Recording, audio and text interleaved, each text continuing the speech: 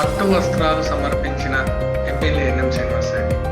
మామ్నార్ పట్టణంలోని కురంజిశెట్టి కాలనీలో కొలువైన శ్రీ శ్రీ శ్రీ తోట మైసమ్మదేవి అమ్మవారికి ఎమ్మెల్యే ఎన్ఎం శ్రీనివాస్ రెడ్డి పట్టు వస్త్రాలు సమర్పించి ప్రత్యేక పూజలు నిర్వహించారు.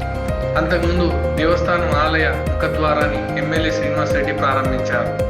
అనంతరం ఆయన మాట్లాడుతూ తోట మైసమ్మ తల్లి దీవెనలు అందరిపైన ఉండాలని, అలాగే మైసమ్మ తల్లి దీవెనలతో ఈ సంవత్సరం మంచి వర్షాలు కురిసి రైతులు వారి సంపదను పెంచుకోవాలని కోరారు. ప్రజలు సుఖ సంతోషాలతో ఉండాలని ఆయన ఆకాంక్షించారు. ఈ కార్యక్రమంలో municipal chairman Anand Goud, councillor Padma Shantanna Yadav, Butta Ramaswamy, Kinige Shravan Kumar, కాలనివాసులు తదితరులు పాల్గొన్నారు.